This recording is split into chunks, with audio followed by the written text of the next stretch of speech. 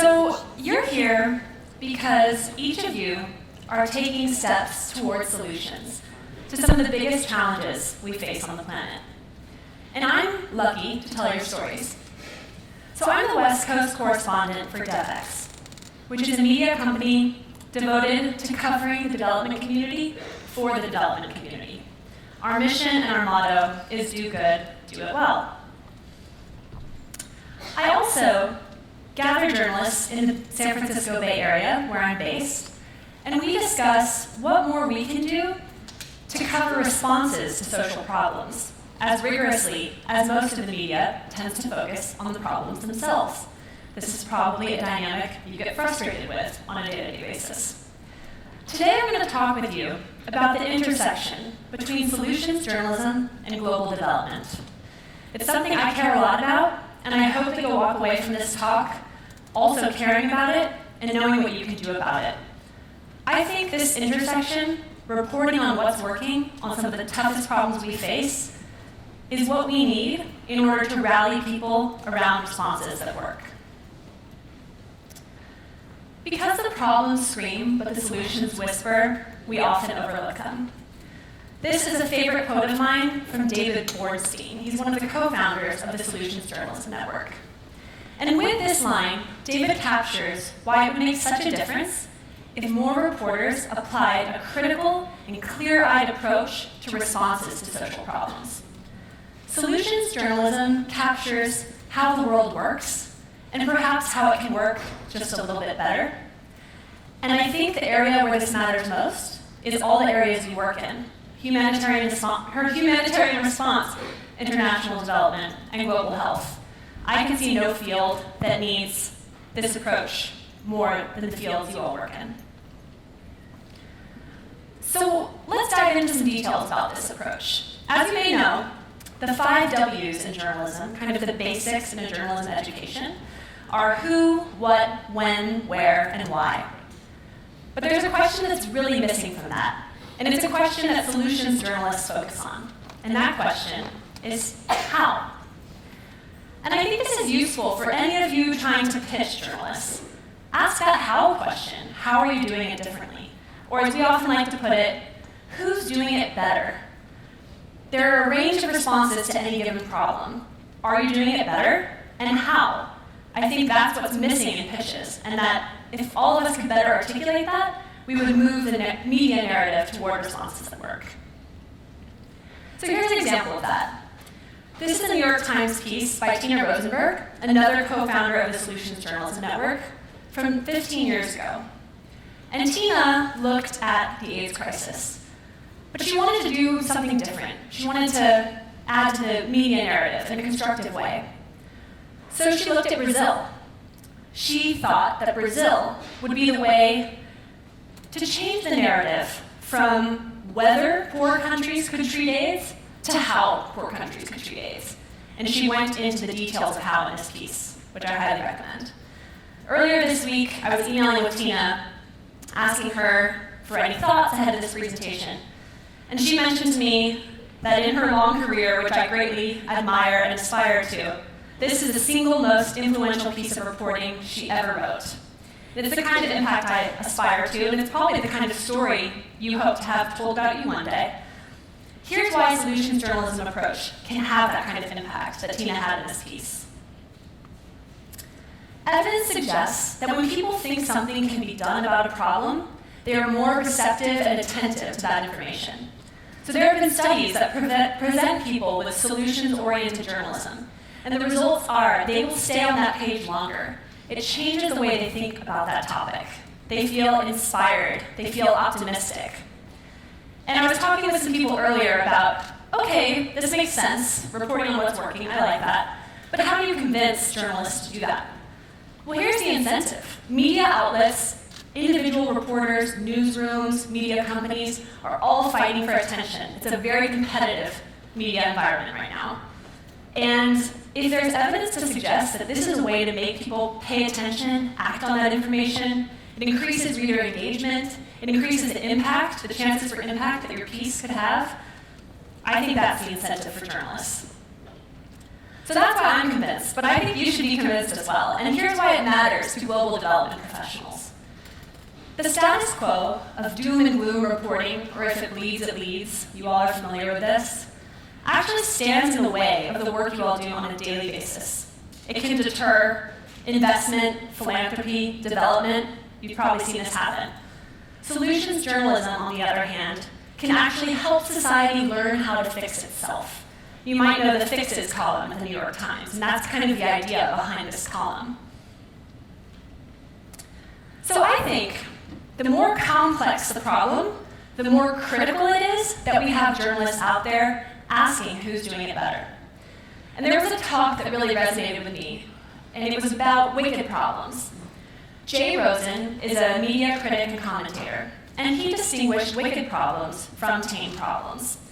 Wicked problems, he said, have very unclear beginnings and endings. It's hard to tell where they start and stop. There are many stakeholders, and every stakeholder feels that they have the only position and that everyone else is wrong. Wicked problems are also very interconnected with other problems. It's pretty much impossible to pull them apart. So many of you are probably working on wicked problems day in and day out. So what do you do about a wicked problem, like, say, climate change? Jay Rosen proposed a wicked problems beat. So as you may know, back to journalism basics here, a beat is a focus that a reporter takes on. It's a region, an issue, a sector that they cover very closely. They build sources in this area, they cover the news. If they're lucky, they break the news, maybe get a scoop. So my beat for Devex, for example, is the West Coast global development community. And I actually think it's a bit of a wicked problems beat, or as I'd like to put it, a solutions journalism beat.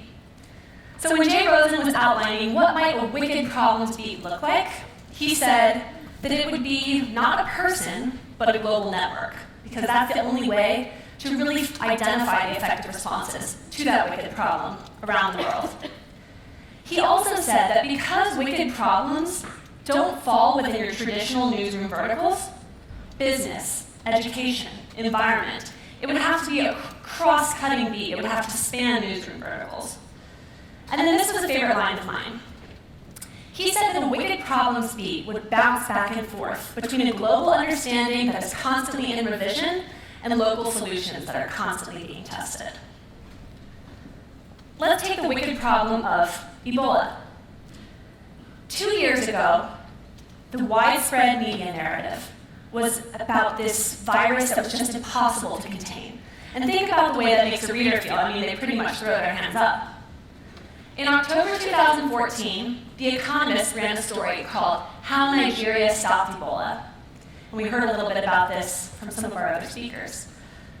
Unfortunately, that story about an effective public health response was missing from the media narrative for months. And it robbed readers, it robbed development professionals of information they could have used to create change. So now let's flash forward to today and think of another wicked problem, Zika. I sure hope that there are journalists out there asking who's doing it better. And I think we should all work together to make sure that that's the case. So I mentioned that I cover the West Coast for Devex. From my base in the San Francisco Bay Area, I try to identify stories that our audience of global development professionals can learn from in order to do more good for more people. So I'll ask questions like, how is Facebook shifting its strategy to connect the next billion? Who is making coffee a more effective tool for development? How is Premise reinventing data collection in emerging markets? And I think this solutions-oriented approach is critical here. In fact, I think there is no beat that needs solutions journalism more than global development, particularly when the problems we're solving are as wicked as end global poverty in all its forms everywhere. That could use some solutions-oriented reporting, as you might imagine. I think that there's no time like now to push for more solutions journalism coverage. When we have decentralized social innovation happening all over the world, I would say more problem solving than ever before, and we need outlets to get those stories out there. And while I'm biased, I would say that the Bay Area is one of the best places to find those disruptive responses to problems that other people can learn from. At the same time, it's important to go to the field. This is Port-au-Prince, Haiti, and I was lucky enough to head there for my first international trip for Devex. To me, Haiti represents one of the best examples there is of how non-stop bad news coverage can lead people to give up on an entire country. So when I was in Haiti, I tried to look beyond those problems that scream in the media and find those whispers of recovery and resilience. And that's what I wrote about for Devex. Now let me point out the play pump. And I feel like I might see some reactions in the audience because some of you are familiar with this story. To me, the play pump represents some of the risks of solutions journalism, and I do want to acknowledge those risks. So the play pump, as you may know, is a piece of playground equipment. It's designed to harness the power of children playing in order to operate a water pump. Amy Costello is a reporter I greatly admire. She had covered bad news in Africa for a long time, and frankly, she was sick of it. And when she came across this good news story, she was ready to report it. She reported it for Frontline. And as a result of her story, this shows you the impact a good news story can have. Tens of millions of dollars went to the play pump from celebrities, politicians, donors. 3 years later, after hearing about some problems with technology, Amy visited Mozambique, and she saw a scene that looked something like this. There were complaints about the play pump. It was one of those solutions that seemed too good to be true, and in fact it was. These play pumps were too expensive to repair, too complex to maintain, even less effective than a traditional hand pump. And most importantly, many of these communities didn't want them. So Amy said that this process, returning to Mozambique, seeing what she thought would be a solution in disrepair, filled her with dismay. And she went on to launch a podcast with a favorite of mine called Tiny Spark, where she asks tough questions of do-gooders. And I do think that's important. I think it's important that journalists cover problems. I think it's important that journalists hold people to account. But I want to build my career around where the real opportunities for learning lie, and I think that's in what's working. So for me, this is really a cautionary tale, that when you're taking a solutions journalism approach, the consequences of getting it wrong are much greater. So for me, it points to the importance of due diligence in solutions journalism, and that's why I rely so heavily on a network of sources that I can trust, so that before I tell a story, I can make sure this person is doing it better. It also points to another favorite quote of mine. You all may be familiar with this. This is from Courtney Martin. She's the third co-founder of the Solutions Journalism Network. And she has sort of a call to action for global development professionals and journalists alike who underestimate the complexity of faraway problems. And when she talks about her call to action, she says, don't go because you've fallen in love with solvability. Go because you've fallen in love with complexity. And I just really want to emphasize this. In fact, sometimes we joke that when we say solutions journalism, it should be responses to problems journalism. It's kind of a mouthful, but really what we're saying here is look at steps towards solutions, including their limits. And we'll get to that shortly here. Every time I report a story, I have to ask myself these questions, and I really hope you will ask these questions when you pitch. Does this feature a response to a problem? It's not just about a person, it's about a response, and the results of that response. Are we providing evidence of results? So looking at effectiveness, not just intentions. Are we producing insights that can help others respond? Inspirational stories are great, but it's the insights that can help people do more good for more people. And does it discuss limitations? Here I want to be clear that when I say solutions journalism, I want to distinguish that from good news. Sometimes it does happen to be good news, but these are two different things, and solutions journalism does have to look at those limitations. So please keep this in mind when you pitch. I get pitches all the time. In fact, when I was backstage, a little nervous for this talk, my phone rang, someone was calling to pitch me. I mean, this is a day in, day out thing for journalists. And you will really stand out when you raise your hand and say, hey, pick me, if you think about those questions and if you talk about how you're doing it better. I'm going to quickly go through these steps you can take as you pitch, or if you're telling a solutions-oriented story. Identify an issue or question of concern. Be as specific as possible. Ask what's missing from the public conversation. Is it missing coverage of responses? If so, you might have a good candidate. Start hunting for candidates for solutions stories. Here, a network of sources that you can rely on is very important. Again, the consequences for getting it wrong are high. Select a story to highlight. Most recently, I looked at an effective response to teen pregnancy in Tanzania, which I'll quickly preview. Then tell that story using all the tools at your disposal. Find me later and we'll dive into some reporting tips from the field. Then promote and engage. Consider newsletters you can be a part of, social media conversations you can join, live events like this one where you can continue the conversation. So I recently went through these steps by traveling to Tanzania to see what Population Services International is doing with human-centered design to address teen pregnancy.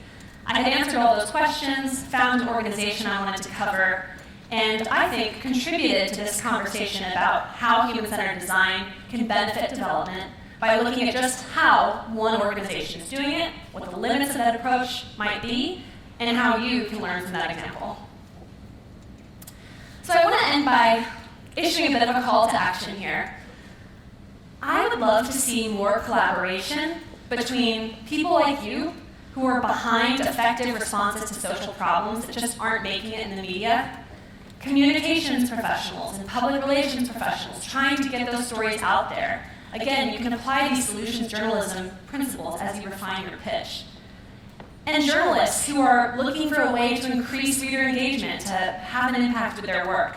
I think it's this intersection of solutions, journalism, and global development that can benefit all of us. I think if we work together on this intersection, and whether it's you change the way you pitch, you consider how to fund more solutions journalism, you create new platforms to feature solutions-oriented stories. There's a lot of potential here, and we can all be part of this mission to do good and do it well.